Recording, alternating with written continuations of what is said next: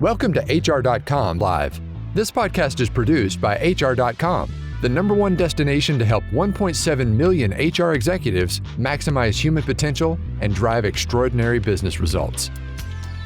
Good afternoon and welcome to HR.com Live. My name is Dr. Heidi Scott and I'm the Chief Learning Officer here, where I have the pleasure of working our learning ecosystem to make sure that it remains innovative as we effectively equip HR professionals with the tools they need to learn, lead, and navigate their careers. I'll be your host for today, and in this episode on learning and the new leader, we're going to be talking with Tom West, who we're going to be talking about the change is hard, but there are steps to make it easy. So Tom is a self-proclaimed improvement nerd. No wonder he's a perfect guest for my show. His title is Improvement Nerd at the Green Dot Consulting Group, where he also serves as the founder. He has an MBA in finance, but quickly learned that data does not inspire change. And with that, in his work, he's brought transformation to teams, organizations, and even in communities. He helps people believe that things can be different and then supports them in making that difference a reality. In his career, he's seen the impossible become possible. He's seen teams find passion again, and he sees organizations that get to make a lasting impact. His goal is to help broaden the definition of improvement and to help people gain a new tool set, skill set, and mindset when it comes to making lasting change. He started the Green Dot Consulting business with one goal in mind, and that is to help people start an improvelution. Did I get that right, Tom? It's improvelution. Improvelution. Well, even better. Well, Tom, thank you for taking the time to be with us today. I'm excited about our conversation. We often hear, the phrase death by meetings. And just yesterday I talked with someone I had 9 meetings in one day. I can't catch up. And so sometimes I think that too many meetings can kill us off, but almost more than likely, just very poorly run meetings can feel like they suck the life out of us. So Tom, what's your stance on that? Oh, I'm glad you brought it up, and thank you for the introduction. Sure. Before I realized the role that I could play as an improvement nerd, to be honest, I was doing a lot of things wrong. And I think that a part was I lacked the emotional intelligence and the just real life experience to know how to lead individuals through change. And with the degree in finance, that I was taught a lot of technical and analytical skills.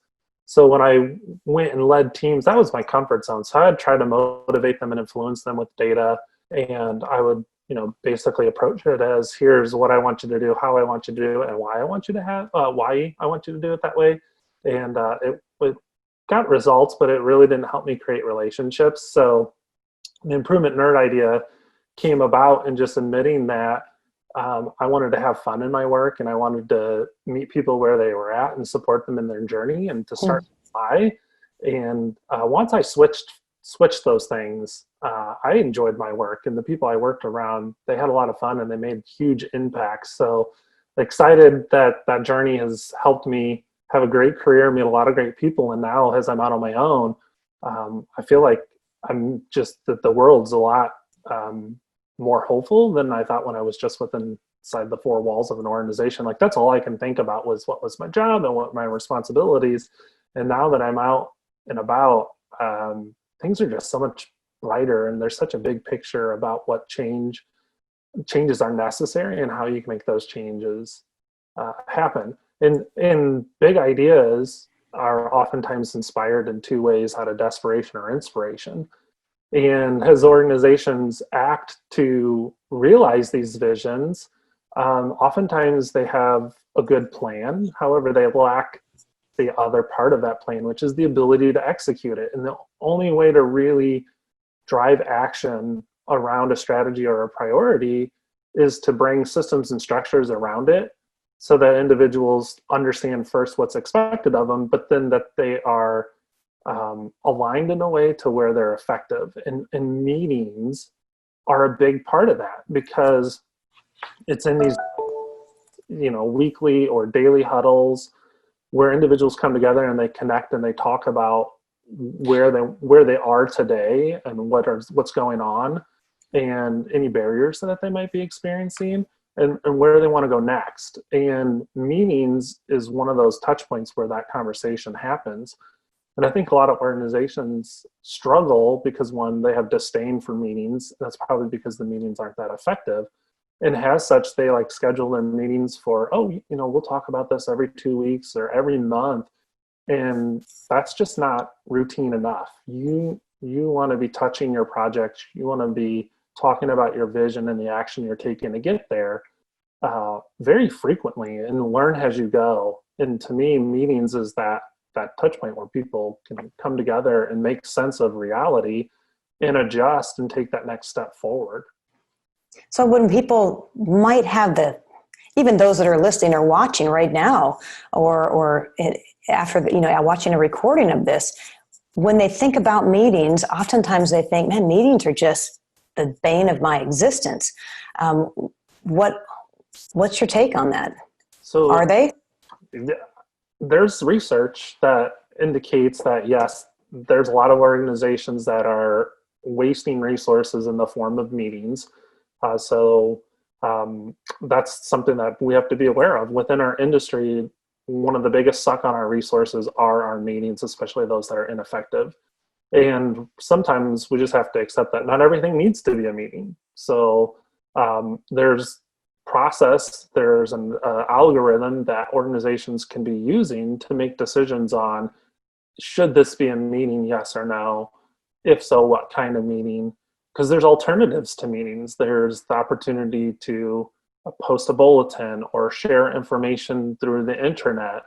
And not everything has to be face-to-face or a virtual meeting. So that's one part of it, is to mitigate this resource burn on meetings, is to just accept that not everything has to be a meeting. And that's great. Yeah, that those things that do have to be a meeting, and you have to get in a room together, make the most of that time and allow people the opportunity to show up prepared for that meeting. Don't spring it on them.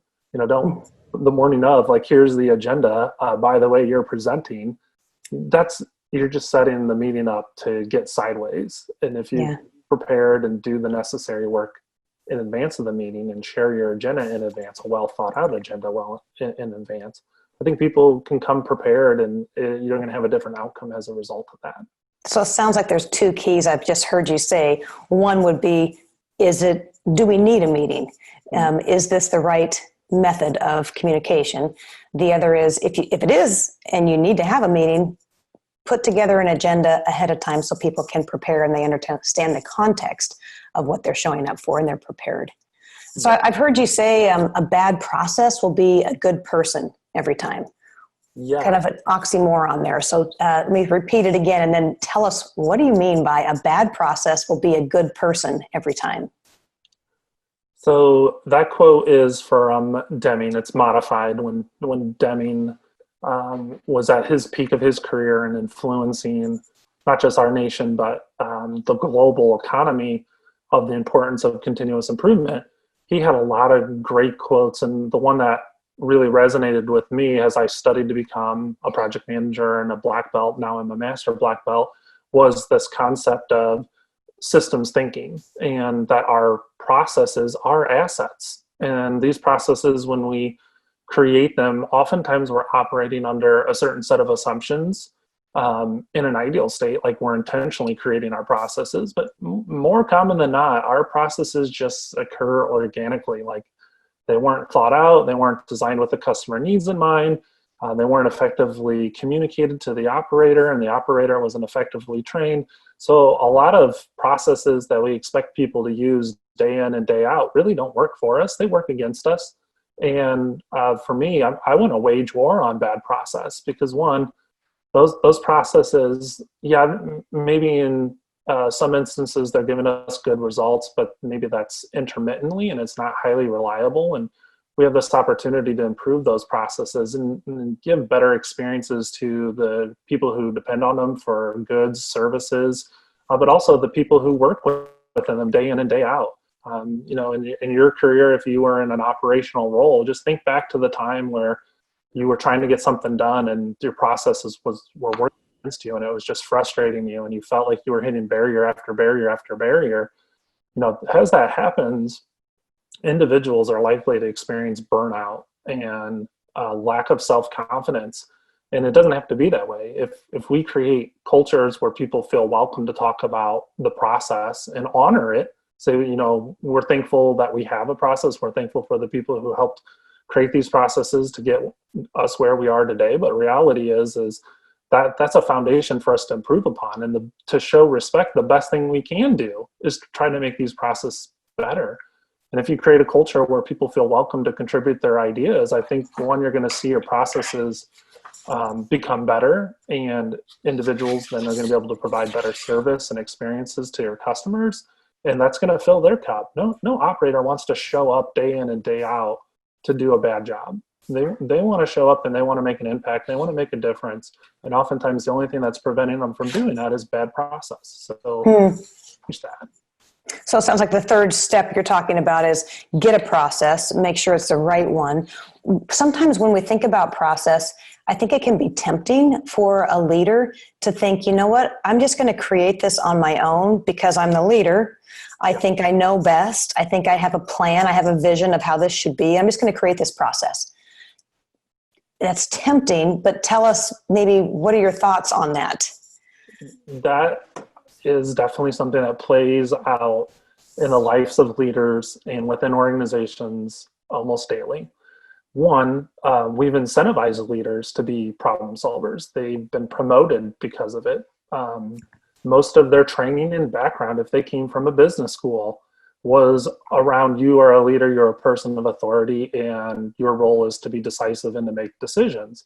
So in some ways, we've learned these bad habits, either through our promotions, our incentives, or through our formal training. And what we don't realize is that's putting people in a pinch. One, that leader feels like they have to own everything, and that's just not possible. And because of that, they just take on so much, and within a very short time period, they have full plate syndrome, and they become overwhelmed, exhausted, and burnt out. So it impacts that individual, but it also impacts the people that leader is expected to lead and guide and serve. I'm a big advocate for servant leadership. And if that leader is controlling and trying to own everything, they're really limiting the growth that they can provide to the people they're responsible for leading. And what happens is this event called the dreaded drama triangle, which is a person has a problem. So it's perpetuated between these three characters, which is the antagonist or the problem itself, the victim, and the hero. And the problem occurs and it causes the victim to suffer stress or anxiety or whatever event. And the victim goes to the hero and talks about this problem. And the hero believes it's their responsibility to go address that problem for that victim. And the more and more that happens, that victim suffers from learned dependency, and they lose the ability to problem solve for themselves. And the hero just gets burnt out because all they're doing is going around rescuing people. And we have to break that cycle to redefine leadership as someone who guides, coaches, mentors, encourages the people that they lead to take ownership of the opportunity that they see and to help them be successful in overcoming whatever barriers might exist. So to me, leadership's about creating the environment for success and helping to reduce or eliminate any barriers that might prevent an operator from having successful learning or having a successful outcome when it comes to making improvement. No, I like what you're saying. I totally am on the same page when it comes to servant leadership. This video cast is focused on learning, which we're obviously talking about, but also the new HR leader. When we look at HR professionals today, especially in our culture today where work as we knew it is over, it's a new world, and we don't really even know what that shape looks like when it comes to work and remote work and the blend of that may come to fruition here in the next 6 months. Who knows the timeline ahead of us. But I think one of the things that resonated with me when you talked about the process that we've got to look at is, as leaders, are we providing our people responsibility and the authority to make decisions in the areas in which we've released them to be responsible for? with giving responsibility but no authority, they can't win. Giving them authority but not the responsibility, they can't win. And so I think that's an interesting concept that you're talking about when it comes to process. And as leaders, are we creating a collaborative environment to problem solve? Like I said, I just know it's tempting for folks to want to just stay in their own mind and create processes and plans and just roll them out because they're the leader. And yet, I think you and I both are on the same page that when the more we can collaborate and really inspire our folks to bring their best, bring maybe what they didn't even know to the table to help. I love what you just said. That is the definition of empowerment with the addition of one other element. So the responsibility or accountability, the authority, and then the capability. So if you hold someone accountable to do something they don't have the skills or the ability or the processes to actually implement or be successful in implementing, all you've done is caused anxiety. So empowerment is all three of those things. You have to get away from them. You have to give them the confidence and the skills that they need to actually be successful. And a lot of organizations stop there. When you're talking about learning, that's an important piece of an organization's transformation, is to deploy new skills. And that's where in the introduction you said tool set, skill set, mindset. That's the evolution. You got to give people the tools they need, create the space for them to practice them safely, and give them the mentorship and the coaching. My dad always said you can't teach what can only be learned. So if you go around and you tell people every mistake that they're likely to make when they use a new tool, you're robbing them of that opportunity. I think doing it and doing it wrong oftentimes leads to quite profound learning. So you got an environment where it's okay to do that experimentation so that this person can figure things out for themselves. And the more and more they do that, they're going to wear grooves in these tools and their skills are going to become sharpened. But that is going to change their behaviors and their beliefs and what they're capable of doing. And that's the new mindset. And for me, that's how leaders invest in others. And training is a piece of that, right, to get this started. But practice is important too. And learning, so many people focus on, lecture or a classroom learning. And yes, that's part of the equation. But the retention rate in those two environments are pretty low, like I think between 10 and 20%. Hands-on doing and experiencing, the retention rate is closer to like 70%. So, you got to take what's learned in the classroom and apply it in everyday life and learn it and use it and learn as you go. Yeah. Well, as you're talking about, that change is hard, and it sounds like the fourth step might be, I don't know, put it in your own words, but trial and error, trial by fire, like taking ground is going to be more helpful for a team and for a leader to allow and encourage. Take ground. We're going to mess up. One of our core values, Tom, is fail quickly, which is when I first saw that, I thought, yeah, okay. But when I had my CEO tell me early on, you're going to fail. And I was like, oh my gosh, what? I don't fail. I like to win. And then she, just when you do, just do it as quickly as you can so you can learn and take off again. So I think that mindset, we think about some of these steps you're providing, that trial and error versus, in-depth analyzing the situation and creating a process that's maybe golden, but boy. Yeah. It's a sunk cost for sure. So that is definitely one of the big things that I want people to take away is I'm not saying throw caution to the wind and go forward without a plan. It's just don't over plan and become so invested in your plan that you feel obligated to always stick to it, right? So organizations and leaders often find comfort in trying to think about every single detail that's going to occur as they try to roll out a change initiative or to execute a strategy. And reality is that's not possible. Yeah. And the future, one, we're in a VUCA environment. Everything is very volatile, uncertain, it's complex and ambiguous. So in situations like that, the best thing a leader can do is to set the direction and put together maybe a loosely defined plan that helps people have enough confidence to get started, but then calibrate that plan to accommodate the new learning that's happening as you try to execute it. And that's more adaptive and agile. And you're going to, one, probably have shorter project timelines, and you're going to have better results because the plan adapted to reality versus, that tendency to get in a room, create a plan, and just because you spent so much time and energy on creating that plan, you don't want to move away from it and you stick to it. And even if that means the detriment of the project. Yeah. The takeaway is don't do that. Get something good put together and use routine meetings and frequent touch points with your project team to learn as you go. And like you said, trial by fire, we call it enlightened trial and error. Nice. Well, when it comes to generating effective and lasting change, what do you believe HR professionals today need to know when it comes to meeting the needs of the new HR leader? So everything I've talked about, meetings, systems and structures, project plans, and adapting as you go, that's all technical, or science, the science of improvement. For HR professionals, I think they're best equipped to help support the human side of change. They're naturally very empathetic individuals. They are very people-centered. They have the ability to converse and learn and adapt when they are in conversation with someone.